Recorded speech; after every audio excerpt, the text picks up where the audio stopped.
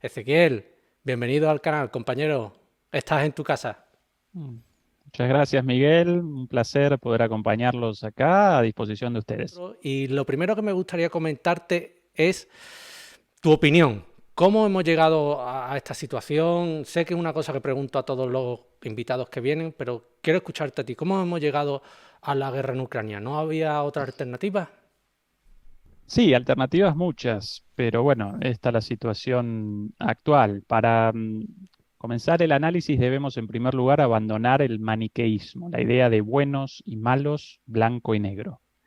La guerra comienza propiamente con la invasión de Rusia a Ucrania, eso no aparece en discusión, pero esa invasión no responde a la locura del presidente de Rusia, Vladimir Putin, al hecho de que habría despabilado un día y determinado la invasión de un país vecino, sino a una situación de larga data, la cual contextualiza el inicio del conflicto. ¿Qué situación en concreto? El hecho de que desde la caída del muro de Berlín y la disolución de la Unión Soviética, la OTAN comienza un proceso de expansión hacia el este y ese proceso de expansión connota para Rusia un riesgo.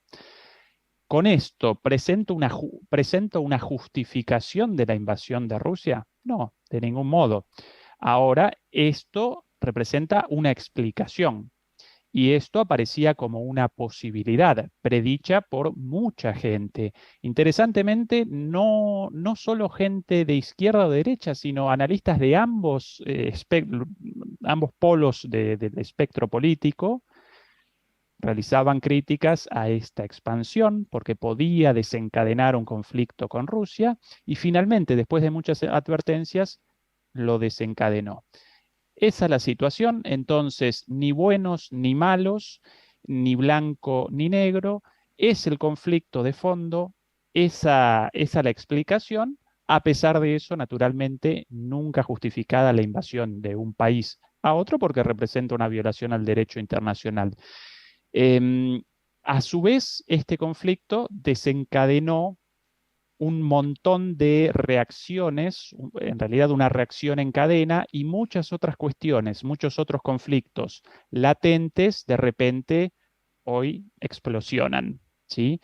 Entonces, este conflicto no solo representa un conflicto entre dos países o ni siquiera entre Rusia y la NATO a partir de esta expansión, sino un conflicto global en el cual participan todos los países del mundo, directa o indirectamente, y en el cual ciertamente aparece la posibilidad de una conflagración nuclear, de un enfrentamiento nuclear entre las principales potencias del mundo.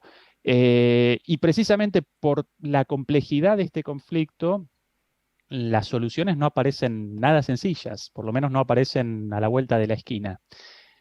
Esa mi visión del conflicto explicada en 5 minutos. Miguel, si querés podemos particularizar sobre distintos ámbitos.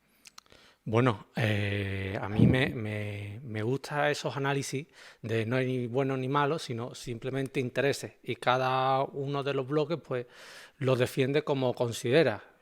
Lógicamente, la muerte es difícil, ¿no? Que estén justificadas. Miguel, dos analistas políticos ubicados en los extremos opuestos del espectro político. Noam Chomsky por izquierda y Henry Kissinger por derecha.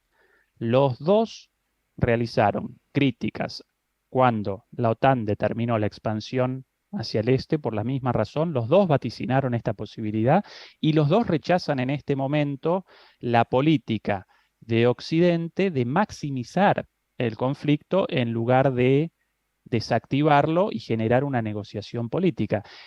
Kissinger, secretario de Estado de Nixon, patrocinó los golpes de Estado en América Latina, republicano, conservador, y Chomsky, marxista. Los dos de acuerdo. ¿Por qué? Porque los dos realizan un análisis realista de la situación y porque los dos, como dos personas inteligentes, más allá de las posturas ideológicas de cada quien, bueno, los dos pueden realizar un análisis verdaderamente serio de la situación con una conclusión convergente. Pues así es, yo coincido mucho con ese análisis. No, No sé cómo hemos llegado hasta aquí, todavía nos seguimos preguntando. Y yo el otro día lo decía también en YouTube o en TikTok, ¿no? Tan difícil era que Ucrania se mantuviera como un país neutral, ¿no? Porque tú esto lo sabrás mejor que nadie en términos de geopolítica. Declararse como un país neutral, no entrar en la OTAN, es una merma tan profunda en los derechos soberanos de un país que no puedan aceptarlo. Tan difícil es. Te lo pregunto a ti como experto. Eh, Antes del Maidán en 2014, Ucrania aparecía dividida entre los proeuropeos y los prorrusos. Por lo general, el gobierno aparecía en manos de un presidente prorruso, con alguna excepción, pero mal que mal, la situación aparecía en ese equilibrio. Hasta que comenzó una protesta, inicialmente una protesta legítima, pacífica, de una parte de la sociedad, pero esa protesta luego desencadenó un golpe de Estado patrocinado en parte por los Estados Unidos, acompañado discursivamente por Europa, un golpe de Estado para el derrocamiento de un presidente prorruso con miras a el establecimiento de un presidente proeuropeo. Estados Unidos patrocinó esto de manera directa con el envío de diplomáticos, pero también con el envío incluso de material armamentístico. Europa lo acompañó discursivamente. Esto determinó la caída del presidente prorruso y el empoderamiento de un presidente proeuropeo. Hasta ahí la situación. La sociedad ucraniana después de esto en el Maidán, ¿sí? Debemos recordar que en el Maidán también participaron, así como inicialmente participaron personas de a pie con un reclamo legítimo de manera pacífica. Finalmente, la caída del presidente prorruso en ese entonces fue determinada por la intervención de grupos de extrema derecha, ¿sí? Patrocinados por Estados Unidos, no porque quisieran patrocinar a la extrema derecha, sino porque querían la caída del presidente prorruso. Bueno, después de eso, un presidente proeuropeo, la sociedad ucraniana un poco cansada de todo esto, y en eso aparece Zelensky. Y a Zelensky, de hecho, no recuerdo exactamente el porcentaje, pero si no, alrededor de 75% de los votos contabilizó en la elección, con la promesa de una salida de este conflicto, de neutralidad y de pacificar la situación y de desactivar todo esto. Por el contrario, una vez en el poder, acometió un rumbo exactamente opuesto, con un coqueteo, ya no con Europa, porque el ingreso de Ucrania a la Unión Europea no representaba para Rusia un problema tan grande como el ingreso a la OTAN. La Unión Europea representa una unión principalmente económica.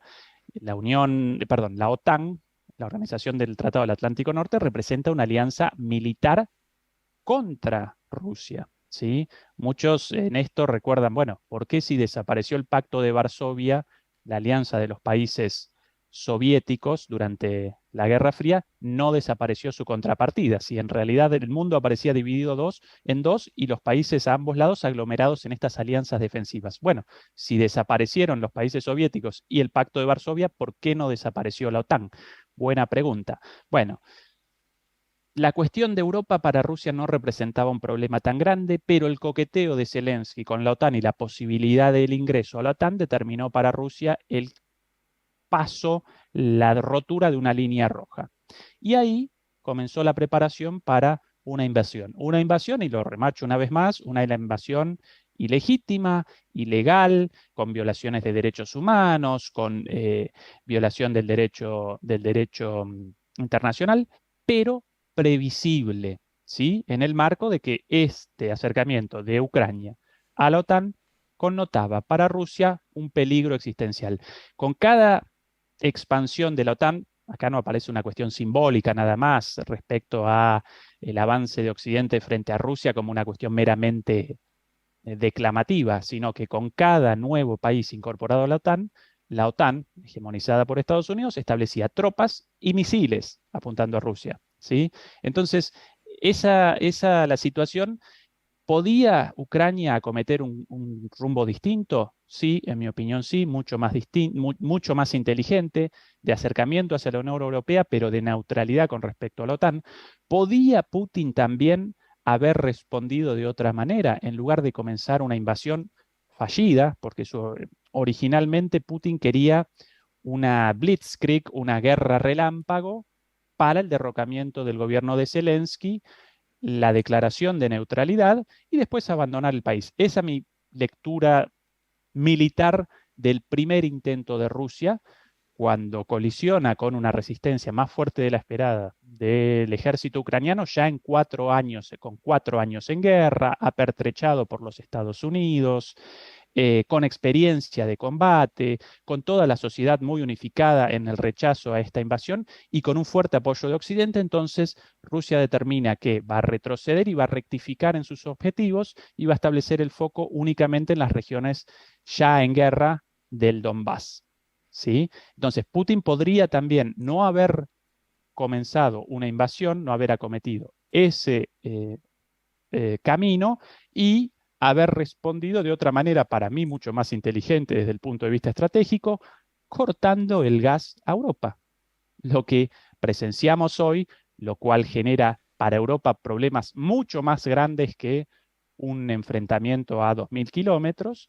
Bueno, Putin evidentemente en términos militares estratégicos inicialmente cometió un error, pero después las Fuerzas Armadas rusas rectificaron, recomenzaron su ataque y aparecen a las claras, sí, del lado de los ganadores. Aparecen con avances cotidianos, aunque ahora los avances aparecen lentos. A pesar de ello, Rusia realiza avances cotidianos en el frente del este. Es el frente más apertrechado, más fortificado de toda la guerra, un frente ni siquiera movido durante la primera fase de la invasión de Rusia. Este frente aparecía inmóvil desde 2015, cuando comienza el enfrentamiento entre las regiones separatistas y el resto de Ucrania. Bueno, ahora Rusia realiza avances por ese frente lentos pero constantes, entonces aparece ganando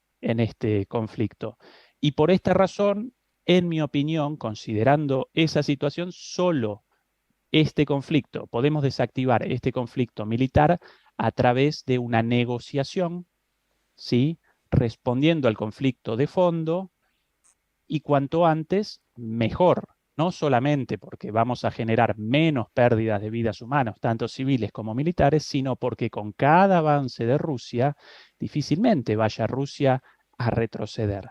Y con cada avance de Rusia, el territorio ucraniano va descendiendo, ¿sí? Ya aparece tomada una buena parte, una quinta parte de Ucrania, la parte más rica. Si no recuerdo mal, ese 20% de Ucrania genera el 80% del PBI de Ucrania, la zona más rica de Ucrania. Entonces, cuanto más avanzado el conflicto, menos posibilidad de Ucrania de que sus territorios vayan retrocediendo, descendiendo cada vez más y además cada vez más víctimas, ¿sí? Pues me parece muy interesante esa lectura del conflicto y también esa otra alternativa que apuntaban, ¿no? Cortar el gas a Europa hubiera sido una alternativa a la invasión, ¿no? Y me parece interesante ese apunte, ese aportar, porque muchas veces se dice, bueno, es que tenía alternativas, pero pocas otras se ahonda, ¿no? En profundidad en esa alternativa. Es el planteo del gobierno ruso. Nosotros realizamos anuncios, cierto eso, y finalmente no podíamos otra cosa. Bueno, eso de no podíamos otra cosa, nunca la invasión de un país aparece legitimada. Pero más allá de eso, en términos de los intereses nacionales de Rusia, esta guerra, así como representa una pésima noticia para Ucrania, para Europa y para el mundo entero, para Rusia también. Generó un aislamiento de Rusia, generó sanciones económicas, un esfuerzo de guerra, muertos. En esta guerra casi no aparecen ganadores. El único ganador nato de esta guerra, la industria armamentística. ¿Sí? Bueno, evidentemente, en sus inicios, Putin cometió un error militar. Para mí, podría haber generado un efecto tan fuerte como el de la guerra, a través del corte de gas, una situación, bueno, sufrida ahora, la cual está desencadenando bueno, desencadenó un aumento de la inflación a nivel mundial, problemas en Europa para el abastecimiento energético y cuidado, porque ustedes ahí en España quizás no tanto, España representa una isla energética dentro de Europa, pero aquí en Alemania vaticinan un invierno difícil, con cortes de electricidad, con un aumento del precio de la energía, de la electricidad, de casi 10 veces en algunos escenarios. En promedio, según los estudios, más o menos una familia europea desembolsa alrededor de 1.000 euros al año por la electricidad. Bueno, a partir de los escenarios trazados por los expertos en electricidad, por el aumento ya iniciado, ya la electricidad parece al doble del precio. ¿Por qué? Por el aumento del precio de gas. Con el gas generamos electricidad mayormente en la gran mayoría de los países europeos. Bueno, vaticinan que de aquí a más o menos 6 meses, el gasto anual de una familia promedio en Europa por electricidad va a ascender a 10.000 euros. Miguel. Y esto va a desencadenar protestas sociales y va a generar mucha presión para los gobiernos europeos en el sentido de, bueno, ¿en qué medida por acompañar la política estadounidense de eh, enfrentamientos sin posibilidad de una negociación con Rusia?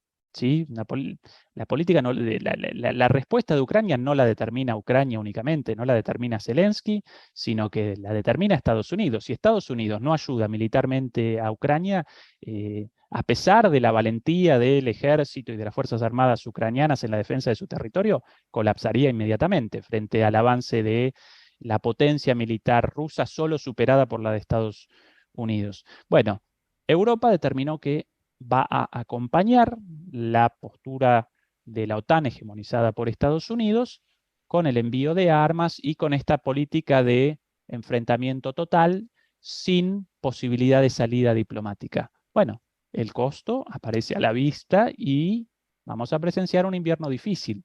En ese momento quiero yo determinar si efectivamente los líderes europeos aparecen tan convencidos de esta línea política, de este camino, de esta estrategia, como ahora. ¿Sí? Pues veremos a ver, ¿no? Porque el invierno es muy largo y ahí también hay voces que apuntaban que no solamente va a ser este invierno, sino que es previsible que los próximos 5 o 10 inviernos a Europa le cueste la materia energética, le cueste bastante recomponerse de este duro golpe del gas, ¿no? Que por cierto, no sabemos si el sábado volverán a abrir el Nord Stream 1 porque había tareas de mantenimiento, ¿no? Como las hubo un mes atrás, y no se sabe si va a abrir o no, si ya el corte va a venir a partir de este sábado, ¿no? Veremos a ver, ¿no? Solo como una nota de color, Miguel, el CEO, el gerente general de BASF, la empresa química alemana, la empresa química más grande del mundo, hace algunas semanas en una entrevista respondía que el éxito de Alemania en el ámbito, en el marco de la globalización, desde los 80 en adelante, había respondido, por un lado, a la innovación de la industria alemana, pero por otro lado, al gas barato de Rusia. El gas confiable y barato de Rusia para Alemania representó una excelente decisión, una excelente noticia, algo muy beneficioso. Abandonar ese recurso por acompañar a los Estados Unidos en el apoyo a un conflicto a la vuelta de la esquina, con la posibilidad de un conflicto nuclear y obviamente si comienza un conflicto nuclear, la primera bomba nuclear desciende acá sobre Berlín. Bueno, ¿en qué los asesores del gobierno alemán, del gobierno francés, los políticos, la dirigencia europea, en qué está deliberando para no poder presenciar esta situación contraria a los propios intereses de Europa? Esto más allá de cualquier juzgamiento sobre simpatías por Estados Unidos, por Rusia o por quien quiera. Los propios intereses de Europa y de los europeos.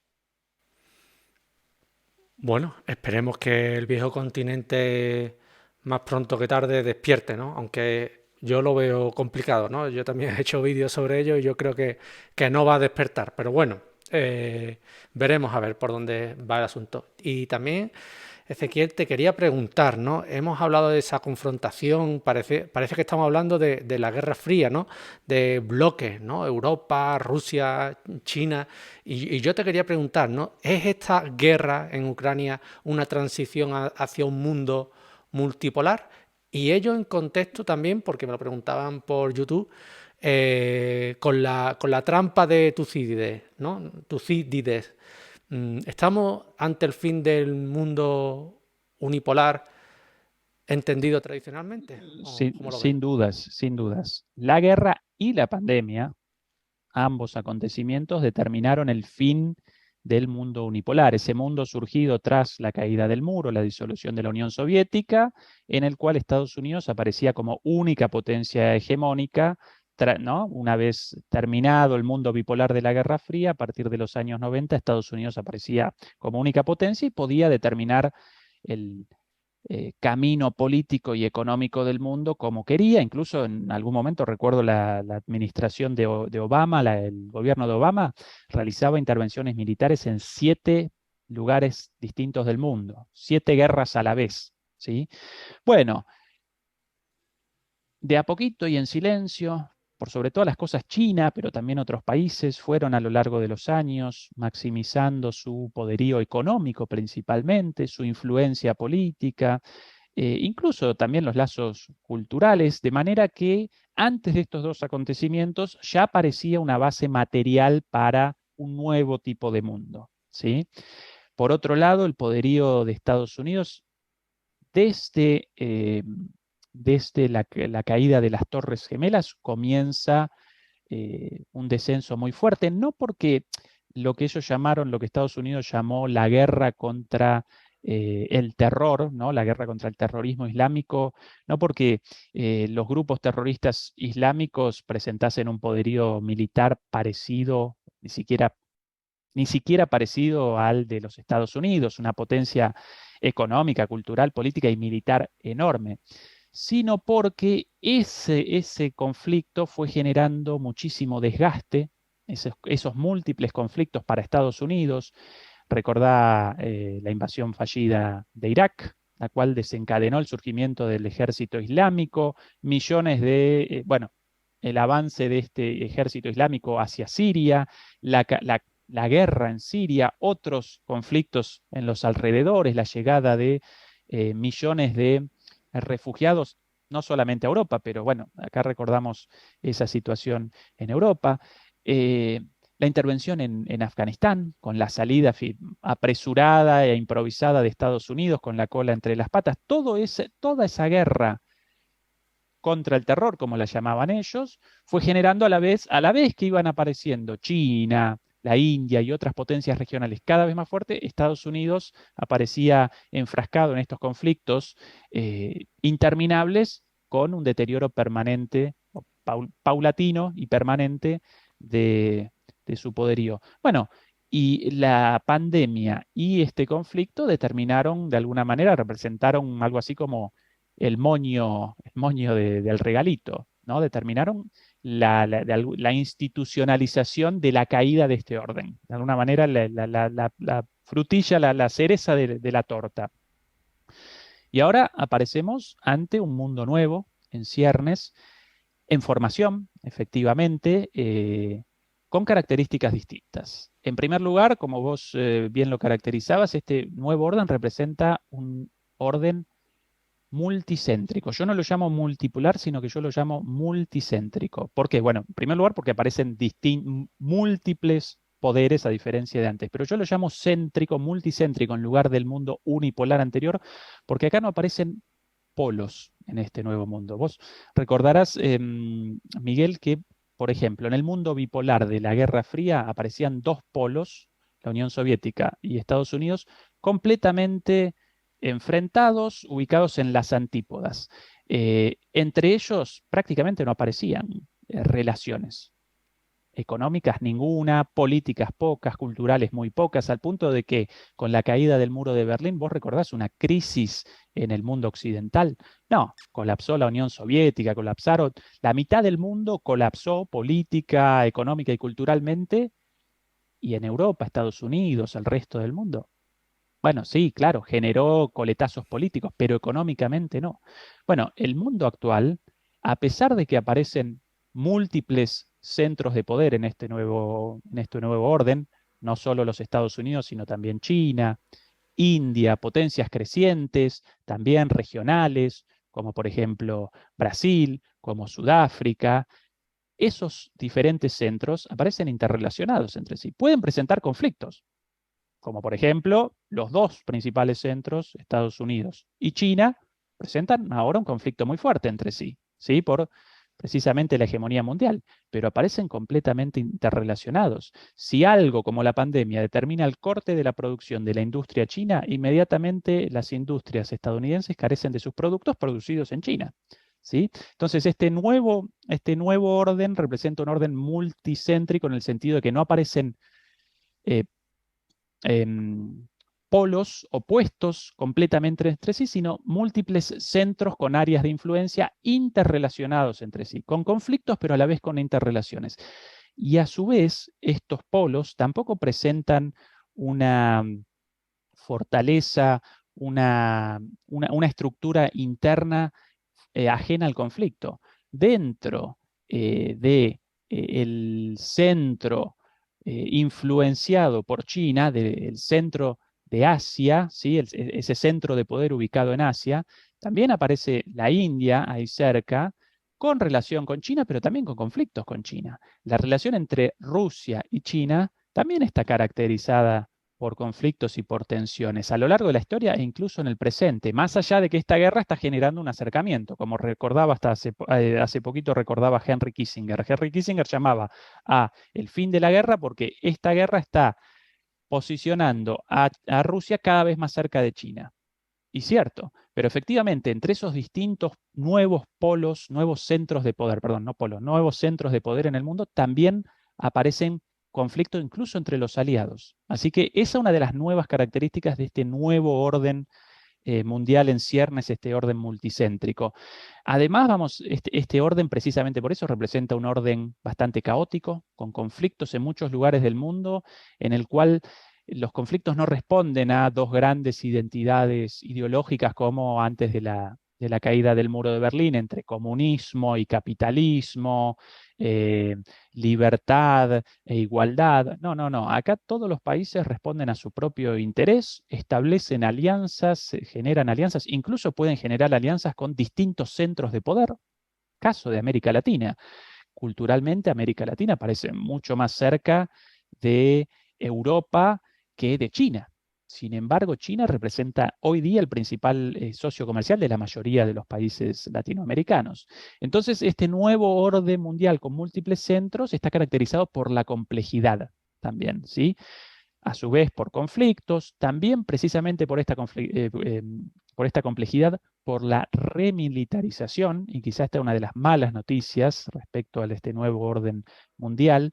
Como todos los países aparecen en una situación de lucha y de competencia sin grandes bloques excluyentes, entonces todas comienzan un proceso de rearme. Aquí en Alemania, lo quiere Japón.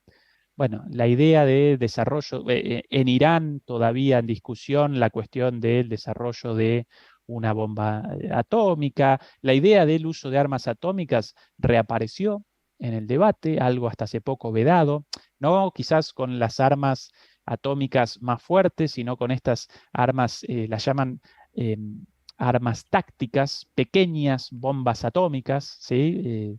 También tremendamente mortíferas, pero no de escala tan grande como las armas estratégicas nucleares.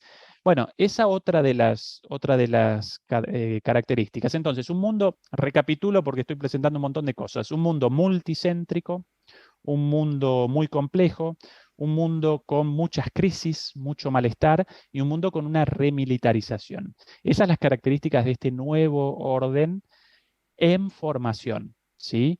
Y vamos a presenciar con el correr del tiempo chispazos ligados a este cambio en distintos lugares, como por ejemplo la tensión entre China y Estados Unidos por Taiwán, como los conflictos ahora en Irak, como los conflictos en Etiopía, en África, en Yemen, bueno, ya de antes, pero ahora resurgidos.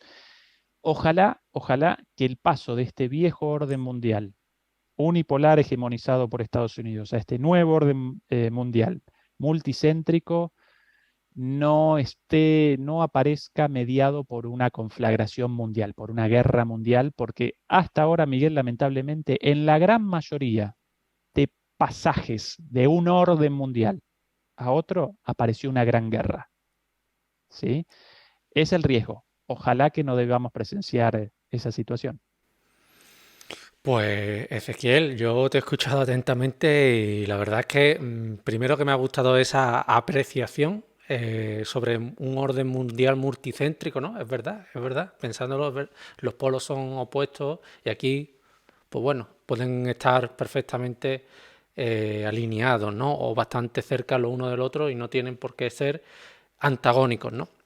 Y, y bueno, me ha parecido excelente. Yo en ese trasvase a ese mundo multicéntrico, como comenta, hay una analogía o hay un estudio, hay una teoría que es la trampa de Tucídides, ¿no? Que muchos recordaban y lo comentaban también por el chat, ¿no?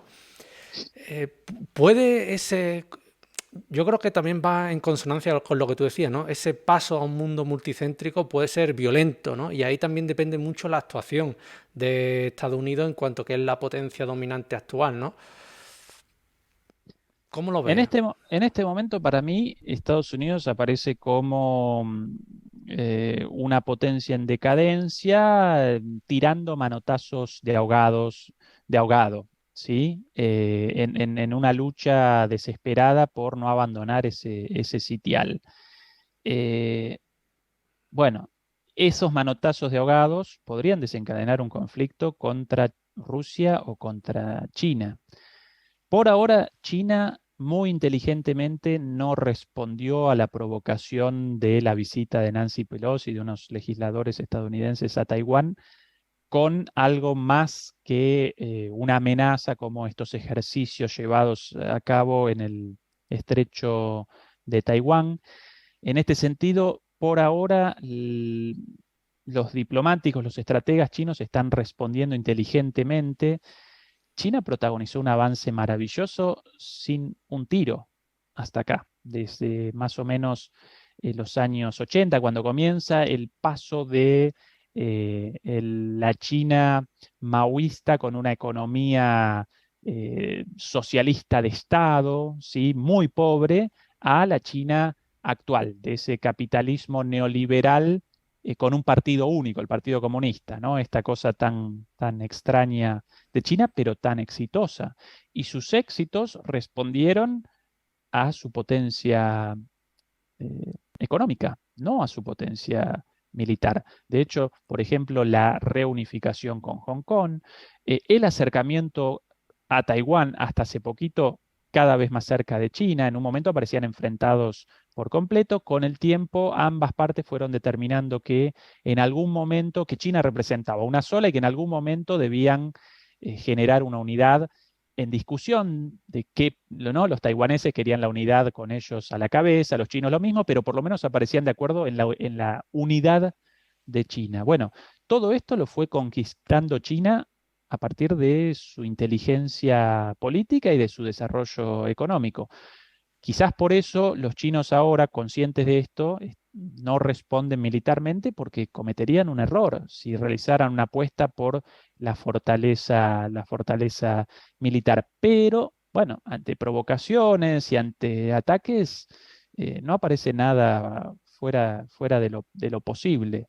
Em, Ese sin dudas uno de los posibles, en este cambio, uno de los posibles chispazos ahí. Eso podría generar un enfrentamiento directo entre Estados Unidos y, y China en el marco de estos intentos desesperados de Estados Unidos de no abandonar la hegemonía absoluta. Por otro lado, si uno delibera respecto a los intereses de Estados Unidos a largo plazo, eh, el conflicto en Rusia sí cercena el poderío de uno de sus enemigos, Rusia o de uno de sus contrincantes, pero por otro lado genera un acercamiento. entre Rusia y China. Entonces, a largo plazo, tampoco aparece Estados Unidos beneficiado por este conflicto, a pesar de que lamentablemente en este momento lo está patrocinando. Eh, entonces, Miguel, respondiendo a tu pregunta, ¿cuál es el rol de Estados Unidos en todo esto? En este momento, este intento desesperado de conservación de su poderío absoluto ante una situación irreversible, y quizás estos manotazos de ahogados podrían desencadenar un conflicto directo. Ojalá que no, y ojalá que Estados Unidos pueda, como Reino Unido en su momento, abandonar el liderazgo mundial en el momento del paso de el imperio británico a el imperio, bueno, o al predominio de los Estados Unidos. No lo voy a llamar imperio, al imperio lo llamaban imperio porque representaba formalmente un imperio. Estados Unidos representa una república, pero aparece eh, a la cabeza del orden mundial. Bueno, el paso del predominio británico al predominio estadounidense fue realizado por Gran Bretaña de manera muy inteligente, de modo que sí, abandonó el liderazgo mundial, pero Inglaterra aparece, Gran Bretaña, perdón, Reino Unido aparece en una situación privilegiada respecto a otros países del mundo, ¿sí? Como un centro financiero, pudo realizar esa reconversión inteligentemente, ¿sí? Bueno, ojalá Estados Unidos pueda realizar esa reconversión también inteligentemente a un mundo en el cual va a aparecer en un lugar de privilegio, sin dudas, como una de las grandes potencias, la principal potencia militar, cultural, política, económica y cabeza a cabeza con China, pero sin desencadenar una guerra mundial. Pues veremos a ver, ¿no? Cómo transcurre, ¿no? Si ese paso es conflictivo o menos conflictivo L- o pacífico, ¿no? Las Veremos a ver. próximas elecciones van a determinar mucho las próximas elecciones en Estados Unidos. Las internas, como las llaman, perdón, las internas no, las legislativas, en octubre, noviembre, no recuerdo si finales de octubre o principios de noviembre, de acuerdo a las encuestas, el Partido Demócrata parece bastante mal parado, con lo cual Biden va a abandonar, va a comenzar el año próximo debilitado, y en cualquier momento eso podría determinar la vuelta de Trump. Y eso podría generar cambios muy fuertes para bien o para mal, como Trump. Trump, un tipo impredecible, ¿sí? Eh, en principio, bueno, un personaje lamentable, fascistoide, misógino, racista, todo eso fuera de discusión.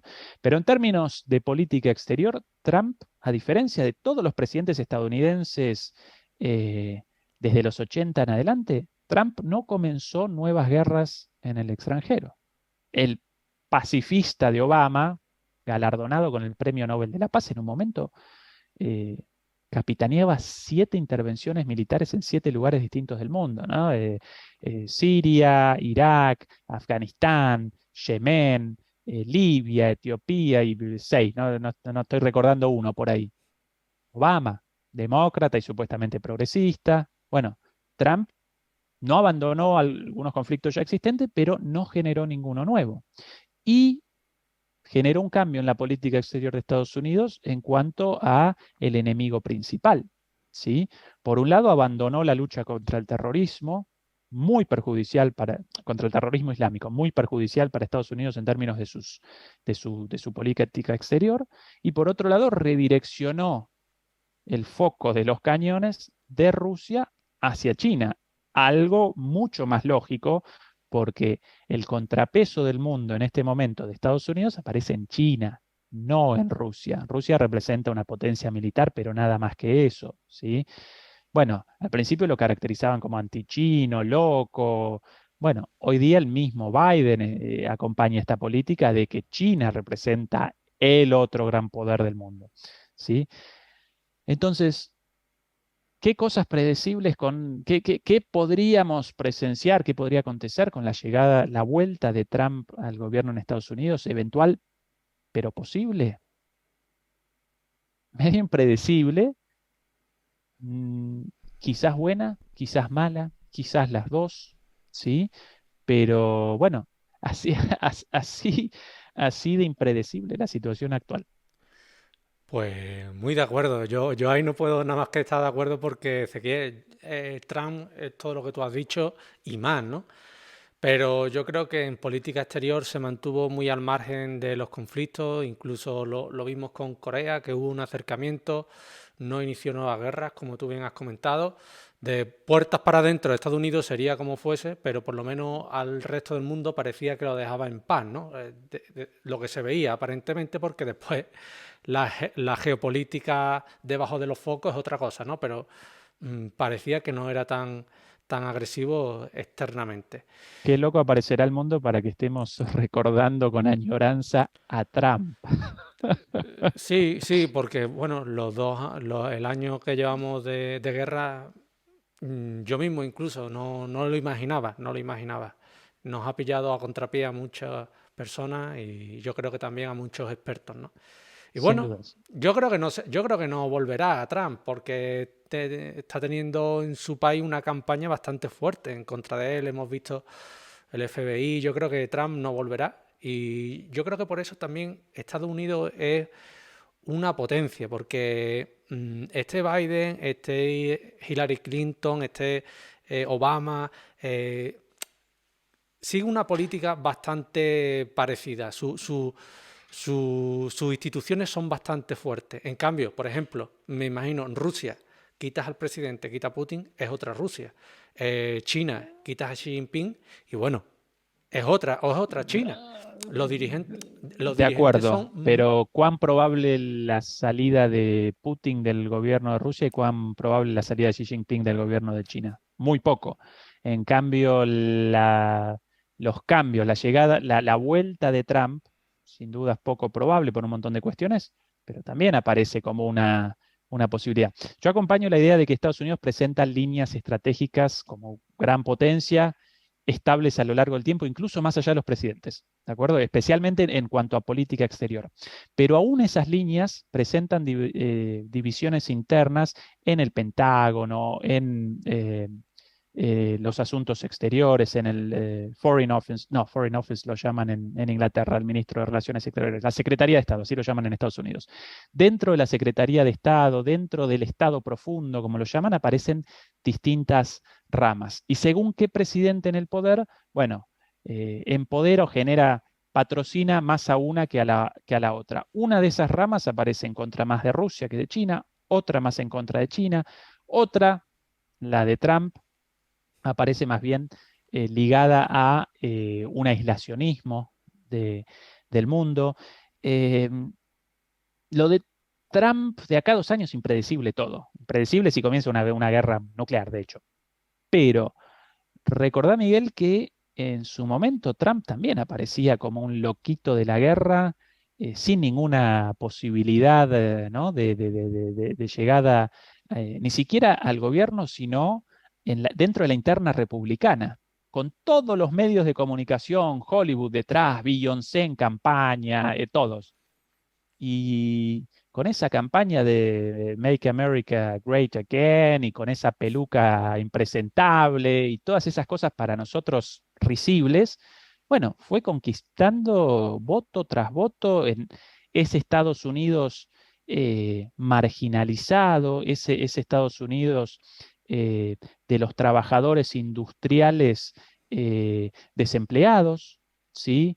Eh, mm, de lo que hoy llamarían, bueno, despectivamente white trash, ¿no? De estos trabajadores de la industria, despedidos con el cierre de las industrias enviadas a México o a China, conser- eh, eh, históricamente del Partido Demócrata, trabajadores de cuello azul, y hoy decepcionados, desempleados, algunos incluso caídos en las drogas, y Trump generó esperanza para esa gente y generó un chivo expiatorio. Por eso el populismo de Trump representa un populismo de derecha, porque no llamaba a esa gente al restablecimiento del trabajo y de una situación de bienestar social únicamente, sino que llamaba al enfrentamiento contra el chivo expiatorio de los mexicanos, de los musulmanes, de los inmigrantes, de los no blancos, contra los homosexuales, el feminismo. Ese chivo expiatorio, bueno, para gente marginalizada y desesperada, apareció como una esperanza, ¿sí? Y aún en contra de todo el aparato mediático, de una buena parte del establishment del propio Partido Republicano, y el tipo alcanzó la presidencia de Estados Unidos. Difícil la vuelta de Trump, pero no imposible, ¿eh?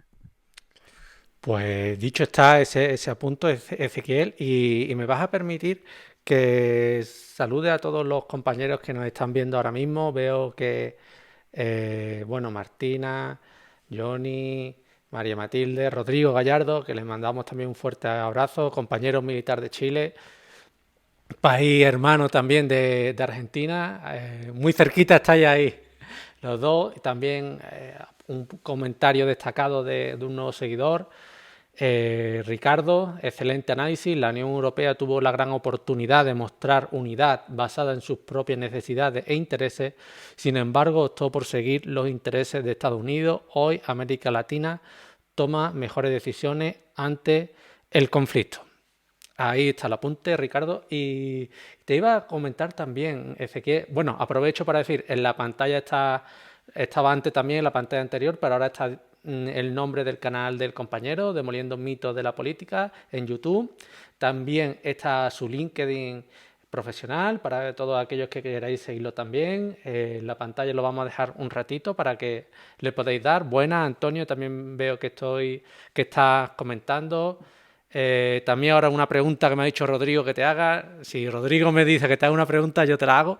Pero me gustaría también que nos dijera una curiosidad, porque yo ayer estuve viendo tu directo y, y el logo o la seña de identidad de tu canal es un tazón que se va llenando de arroz, ¿no? Y me gustaría que lo explicaras un poquito. Bueno, esa pregunta ya varias veces escuchada porque genera mucha curiosidad, pero en realidad la respuesta es bastante tonta. Cuando comenzamos con el canal Demoliendo mitos de la política, me ayudaba una editora de video y en manos de ellas aparecía la estética, determinar el logo, las cuestiones, sí, visuales. Y bueno, y ella fue recogiendo de estos archivos de uso, ¿cómo lo llaman? Con copyright universales, ¿no? Archivos de uso abierto, archivos abiertos o algo así lo llaman. Entonces, en algún lugar aparecieron todas estas cuestiones de la música, de una tacita, del arroz. Lo presentó ahí con un clip y con algunos logos y generó para mí una estética bastante linda y simbólica, pero nunca muy pensada más allá de eso. Ayer, Ah, por cierto, realizamos la primera charla en vivo. Vos ya, Miguel, un experto en esto del vivo, muy linda experiencia, pero nada fácil, ¿no? 1000 cosas a la vez. Como conductor, nada sencillo. bueno, yo te vi bastante suelto. Yo, después, si quieres, detrás de cámara comentamos, pues bueno, los primeros golpes que me di yo y que a lo mejor para que alguien que empieza, yo lo vi muy bien. Yo lo vi también por un estudio detrás. Creo que vi también que era un estudio detrás el que lo estaba realizando, el que ayudaba con los comentarios, el que ayudaba con todo. Y eso es un plus de calidad. Yo lo vi muy bien. Lógicamente el tiempo, pues yo por lo que lo vi, quedaba ya como profesionalizarlo a nivel de televisión, porque con vuestras cámaras profesionales, con vuestros micros, con vuestro sofá tranquilito, ya quedaba pulirlo. Y a todo el mundo, pues bueno, aconsejo también el canal del compañero que lo estáis viendo en pantalla y además, pues contenido jurídico, no, contenido de actualidad de calidad. Bueno, es que yo lo he estado leyendo también, ¿no? Eres uno de los pocos profesores en, en Alemania que dirigen bueno, que dirigen, que dan clases en un máster lo tengo aquí apuntado, ¿no? En la Universidad Alicia Salomón de Ciencias Aplicadas en Berlín, ¿no?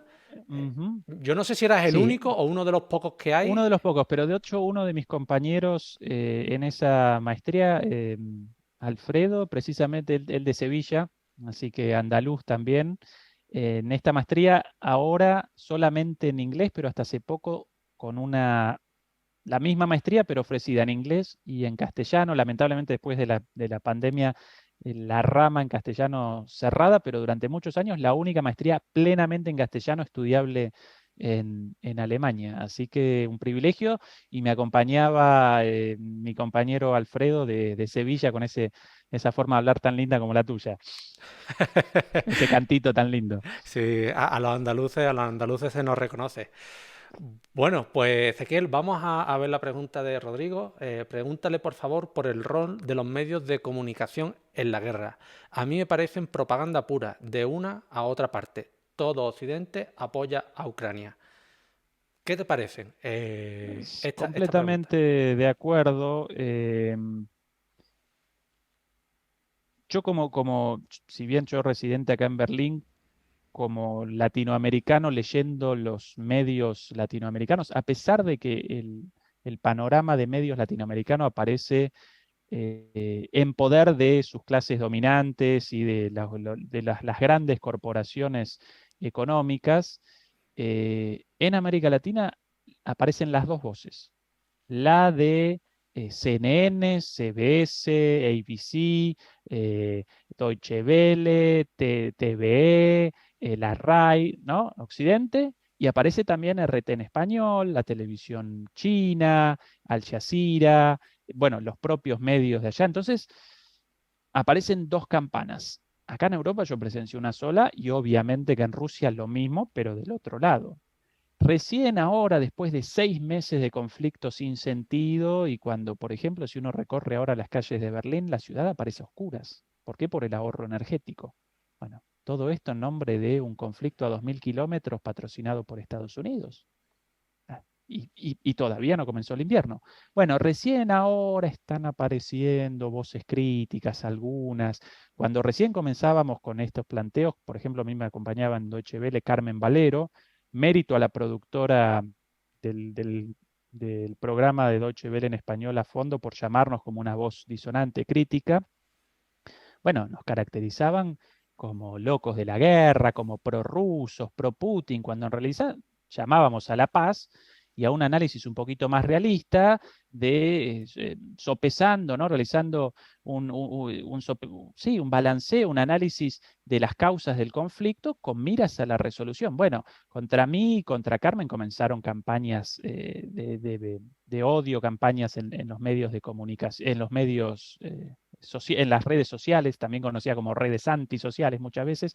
Bueno, videos en contra nuestro con nuestras imágenes o nuestras participaciones en estos programas manipulada. Entonces, en la parte de crítica a Rusia, eso no aparecía y después aparecían las críticas a la política de la OTAN, subtitulados al inglés a ese punto, con un trabajo detrás, toda una cuestión muy fuerte de propaganda en contra de cualquier voz disonante. Y eso en Europa en general, hasta el día de hoy, por suerte de a poco cada vez más voces críticas y un poco más de reflexión en estos temas. Pero sí, acompaño la idea de ahí del suscriptor de que sí, muy propagandístico todo, incluso medios supuestamente serios. Por ejemplo, acá en Alemania, una de las publicaciones más famosas de Der Spiegel, ¿no? Un semanario muy famoso con una página web cotidiana. Básicamente, un organismo de propaganda del Departamento de Estado de Estados Unidos, y para colmo, en nombre de la libertad de prensa y caracterizando RT como propaganda. Bueno, sí, RT propaganda, pero ustedes también. Esa es la realidad de los medios actuales y en parte también la realidad de la política, ¿no? En Europa. Y fuera, aparte del asunto que nos concierne, ¿cómo llevaste esos ataques? Porque creo que nunca se está preparado para ello, ¿no? A plano personal y Yo profesional. sí, sí, yo con la política de, bueno, cualquier publicidad siempre buena y cosa de ustedes.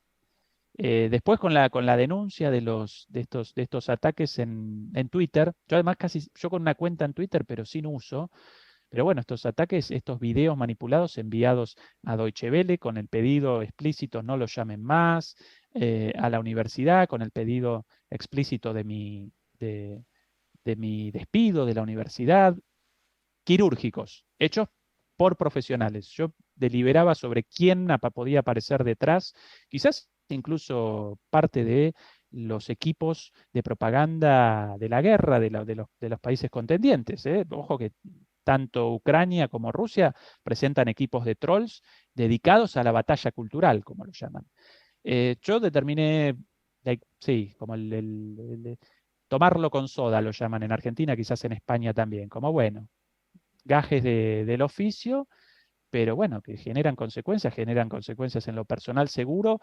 Twitter finalmente desactivó de tan evidente el ataque y tan mentiroso, desactivó las cuentas creadas por trolls para el ataque y nada más que eso, sin más publicaciones.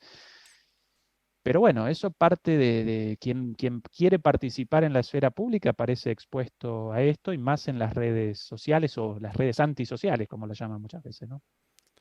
Bueno, pues yo me alegro de que te hayas podido aislar un poco de eso y te lo hayas tomado con entereza, ¿no? Que es como hay que tomárselo y que sigas hablando en libertad porque, como bien habéis dicho tanto Rodrigo como tú, Ezequiel, hacen falta personas que hablen del conflicto de manera libre, libre pensadores y bueno, desde nuestra modesta posición seguiremos dando voz, ¿vale?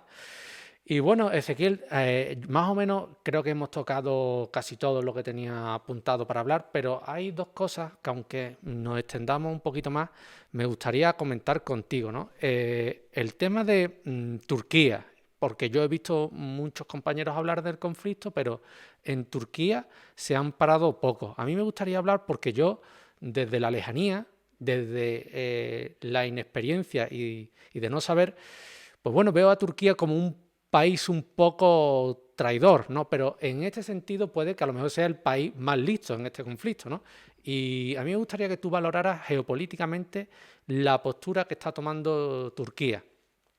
Bueno, no, Erdogan, conceptualizo a Erdogan como a un líder eh, conservador, autoritario, verticalista, ninguna simpatía de mi parte para con Erdogan, pero como estratega, como político, aparece varias cabezas por delante de los líderes europeos en este momento y por eso determinó que Turquía aparecía con dos patas, ¿no? De que Turquía presentaba una línea de cercanía con ambos sectores y de conflicto con ambos sectores. Por un lado aparece como una parte de Europa, acompaña a Ucrania en el discurso, pero por otro lado aparece en diálogo con Rusia. El único país europeo en diálogo directo con Rusia. Al principio también Francia, pero hoy casi ya no.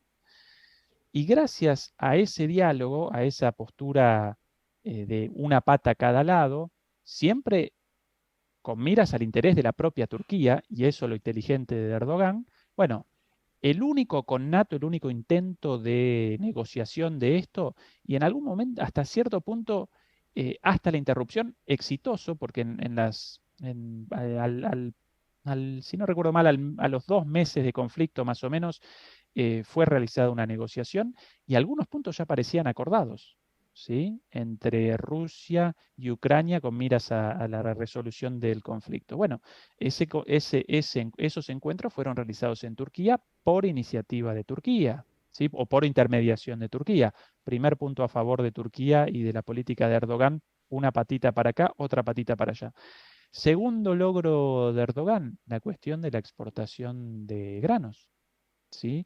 Importantísima en todo el mundo por las hambrunas, por el aumento de los precios. Esa situación, esa negociación para un acuerdo de ambas partes, de manera que el grano acumulado en los silos ucranianos pudiera abandonar los puertos, lo generó también Erdogan. Ojo, no lo generó por solidaridad con el mundo. El gran beneficiario de ese acuerdo, Turquía, ¿sí? Como el receptor de una gran cantidad de ese grano a precio de ganga, ¿sí? Además del capital político de haber realizado esta intermediación. Em, por otro lado, Turquía aparece en negociación con Irán, o aparece en negociaciones con Irán y con Rusia respecto a la situación de Siria.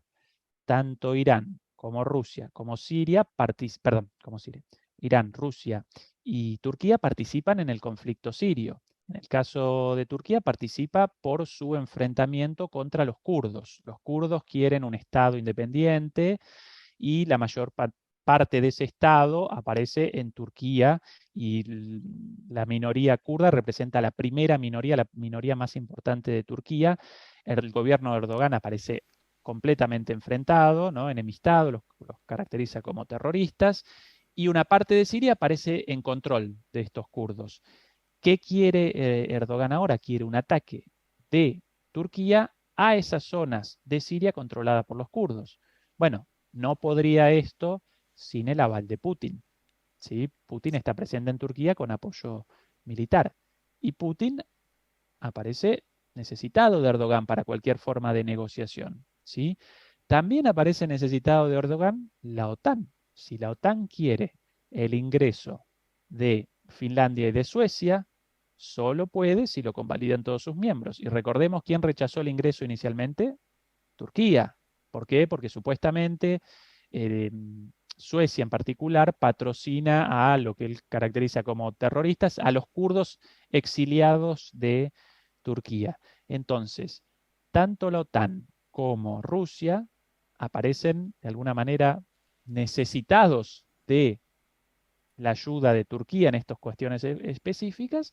Y bueno, Erdogan a cambio de eso quiere cosas beneficiosas para Turquía. Esa es la postura de un líder político, de un estadista, ¿sí? Y remacho una vez más que no genera simpatías de ningún tipo en mí ideológicamente, Erdogan. Pero esa es la postura y por eso puede que una de los nudos para, o de los factores para desactivar este conflicto aparezca en Turquía, ¿sí? Como intermediador. Esa es una de las posibilidades. Pues me alegra que lo hayas dicho con esa sabiduría, ¿no? Con esa sabiduría, porque bueno, desde una perspectiva externa, pues puede parecer eso, un país veleta, ¿no? No digo que sea traidor a unos ni traidores a otros, sino que según llueve, ¿no? Se usa el paraguas que más le convenga y ya está, ¿no? Y lo que yo no sé, y ahí es donde va, además de lo que has dicho y que yo veo muy bien, esa promover las negociaciones, aunque bueno, también tienen parte de su interés. Hay un dicho también, ¿no? Y en geopolítica se usa más, Roma no paga traidores. Es decir, ahora puede cambiar de un bando a otro según el interés, según el tema, según lo que se negocie en la mesa. Pero cuando ya no haya mesa, ¿cuál va a ser el estado de el estatus de Turquía? Pero bueno, me imagino Sí, que, pero que él no Erdogan. participa él no participa en ningún bando. Estados Unidos en la cuestión de China y Taiwán presentaba o presenta incluso formalmente, a pesar de estas provocaciones de los últimos días en Taiwán, presenta em, lo llaman, no puedo recordar el término, esta dualidad estratégica, ahí lo recordé, dualidad estratégica, ¿sí? Turquía presenta una dualidad estratégica. No aparece parado de ningún lado, o en todo caso a ambos lados, ¿sí? Pero siempre dual. Cuando yo con ustedes, sí, bueno, ¿qué quieren? Sí, cierto, bueno, a cambio de eso yo quiero mi parte. Del otro lado lo mismo, entonces no genera enemistad con ninguna de las partes y va capitalizando esa situación, ¿sí? Yo no lo, para mí no, yo no lo conceptualizaría como un traidor de Europa. De hecho, el grano ucraniano, supuestamente destinado en su mayoría al África por las hambrunas, por ahora desembarcó principalmente en Turquía y en otros países de Europa. Y eso gracias a Erdogan. Así que, sí. Yo. Difícil quererlo, Erdogan, de acuerdo con Sí, vos. Un sí, tipo sí. autoritario, bueno, casi dictatorial. En su último giro y comenzó su gobierno como un nacionalista turco y con el tiempo fue metamorfoseando hacia el conservadurismo religioso. Horrible todo eso. pero yo realizo un análisis realista de los intereses geoestratégicos de Turquía y su rol frente a la pasividad absoluta y la subordinación absoluta de los líderes europeos respecto de Estados Unidos. Y ahí Turquía presenta una línea independiente de acuerdo a sus intereses. Ese es mi punto, nada más. Pues muy interesante a analizar. Ya veremos cómo acaba todo. Y Ezequiel, a mí me gustaría como última pregunta decir que ¿cuál crees tú que será la salida a la guerra de Ucrania? ¿Cómo crees que terminará? Me gustaría que esa fuera el colofón, que fuera el final de esta entrevista que a mí me está pareciendo fantástica. ¿Cuál crees tú que será? Bueno, esa es la pregunta justamente ayer a mi invitada en la charla de Demoliendo Mitos de la Política y no aparecen soluciones fáciles. En parte porque por la complejidad del conflicto y porque parte de la verdad aparece a ambos lados. La invasión la comenzó Rusia y la expansión de la OTAN también representaba un peligro para Rusia. Y ninguna de las partes está realizando una apuesta por la resolución de ese conflicto de fondo, sino por la continuidad de la guerra, con todo lo que eso connota. Eh, Quizás en algún momento, por presión de Europa o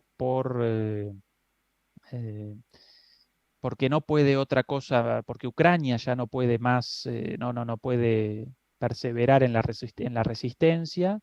Bueno, comienza una negociación política en la cual, a cambio de la neutralidad de Ucrania mm, representa una cuestión inamovible porque sin esa neutralidad respecto a la OTAN, Rusia, al menos en su propia percepción, aparece en peligro y por ende Rusia no va a abandonar la guerra hasta la neutralidad de Ucrania. Yo en el lugar de Zelensky, bueno, respondería con esa carta de negociación, bueno, nosotros neutrales, pero a cambio de eso quiero, yo comenzaría la negociación con un pedido de la recuperación de todo el territorio. Rusia va a responder ni loco, pero bueno, por lo menos, todo el territorio de Ucrania por fuera de Crimea y del Donbass. En este momento, la parte de Lugansk ya parece completamente tomada, Crimea desde 2014 y Donetsk cada vez más. Y pronto va a conquistar Rusia Donetsk, ¿sí? Más temprano que tarde. Bueno, excluyendo eso, por lo menos todo lo otro de vuelta a Ucrania y naturalmente también el acceso al Mar Negro por abajo. De lo contrario, Rusia podría, de aquí a poco, determinar un cambio de sus objetivos una vez conquistado Donetsk, quizás con tiempo, con una guerra a largo plazo, y comenzar una campaña para generar un corredor con Transnistria en Moldavia. Y ahí sí que Ucrania parecería ya directamente sin acceso al mar, ¿sí? Y muchísimo más reducida. Entonces, por ahí la salida, si hipotéticamente pudiéramos retroceder a los acuerdos de Minsk. Los acuerdos de Minsk habían determinado que las regiones separatistas de Ucrania con población prorrusa, bueno, que aparecían con autonomía, no reconocidas como rusas, sino reconocidas como ucranianas, pero con autonomía y respeto a los rusos. Bueno, si pudiéramos retroceder a eso, ideal. Ahora, en la situación de poder de Rusia, después de todas las bajas y todo el esfuerzo bélico hecho para la conquista de esos territorios, ¿va a retroceder tan fácil? No. Por algún lugar ahí en el medio, Miguel, la salida posible. Hasta entonces, más guerra, más muerte y lamentablemente por ahora ninguna disposición, por lo menos del lado ucraniano, respecto a una negociación. En el último discurso de Zelensky directamente determinó que no comenzaría ninguna negociación hasta la reconquista de Crimea, ya no solo del Donbass, sino de Crimea. Eh, un delirio. Y yo, cuando el otro día participaba en un programa en Deutsche Welle con una ucraniana, y ella con todo derecho realizaba un reclamo en este sentido y quiere con su corazón, obviamente, el reclamo con todo derecho de ese territorio. pero en términos de análisis político, los líderes políticos deben poder determinar que eso hoy día lamentablemente representa una situación, una falacia, una quimera, y bueno, que mejor que la pérdida de más territorio y de más vidas, bueno, comenzar una negociación para desactivar este conflicto cuanto antes. No estoy respondiendo muy directamente a tu pregunta, simplemente respondo con ideas, pero porque nadie puede responderlo recién, esa pregunta todavía. Pero bueno, Ezequiel pone sobre la mesa lo que va a determinar que se cierre o continúe el conflicto, ¿no? Que al final, Ujú. pues bueno, una bola de cristal no tenemos nadie, pero sí tenemos la idea de por dónde van a transcurrir los ríos que pongan fin al conflicto, ¿no? Y bueno, yo, Ezequiel, por mi parte, me alegro mucho de que hayas estado aquí con nosotros esta tarde de jueves. Vuelvo a animar a todos los compañeros que nos están viendo, a todos los espectadores que nos ven tanto ahora en Twitch como después en YouTube, a que sigan tu canal. Pondremos el enlace también en la descripción de cuando mañana lo publiquemos. Mañana viernes lo publicamos.